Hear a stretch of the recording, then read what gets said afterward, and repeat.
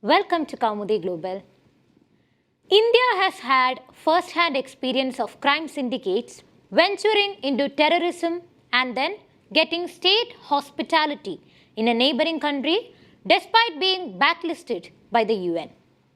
India's envoy here has said, in a veiled reference to D Company head Dawood Ibrahim, who is believed to be in Pakistan.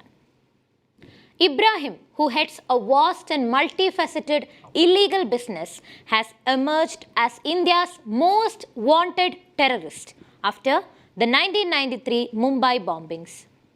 Speaking at the UN Security Council meeting on threats to international peace and security caused by terrorist acts chaired by China on Tuesday, India's permanent representative to the UN, Ambassador Ruchira Kamboj, said, links between terrorism and organised crime need to be addressed. That terrorist threats are on the rise globally.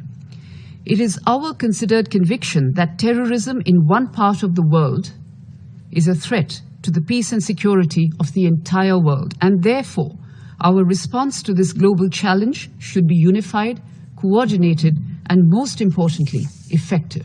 Given this background, it is puzzling to us that the SG's report chose not to take notice of the activities of the several proscribed groups in this region, especially those that have been repeatedly targeting India. Selective filtering of inputs from member states is uncalled for. We do hope that in future iterations of SG's reports, inputs from all member states would be treated on an equal footing.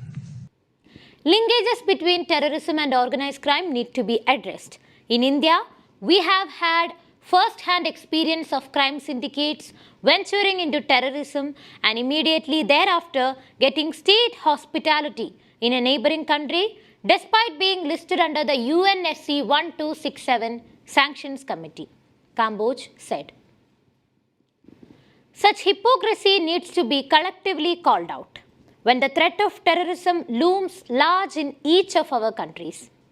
Kamboj's remarks were a thinly veiled reference to D Company, which was responsible for the 1993 Mumbai bomb blast, and its head, Dawood Ibrahim, who is believed to be hiding in Pakistan.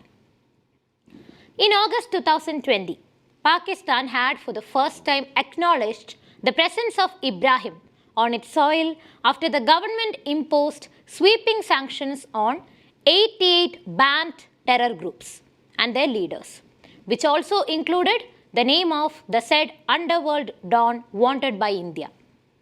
In 2003, the US declared Ibrahim a specially designated global terrorist.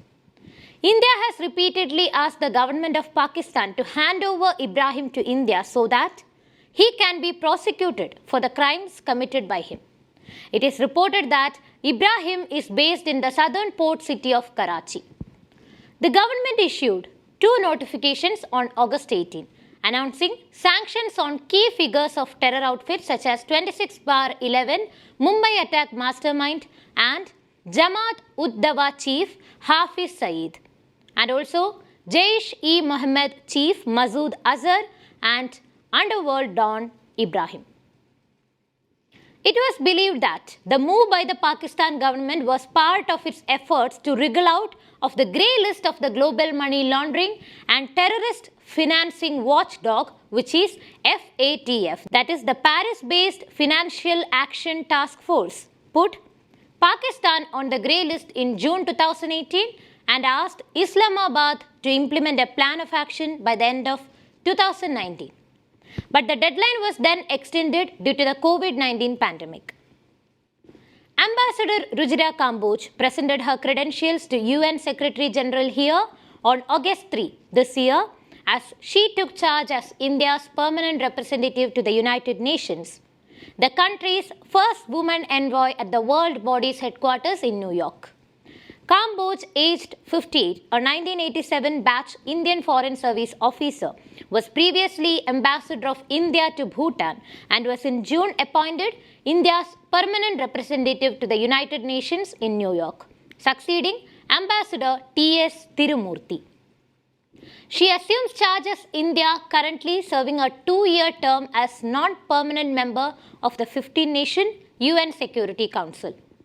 India's tenure at the Council will end in December this year, when the country will also preside as President of the powerful UN organ for the month. Kamboj had also previously served as Counselor at India's permanent mission to the UN in New York from 2002 to 2005. I am Shreya signing off. If you liked the video, please subscribe our channel and hit the bell icon to get the latest updates.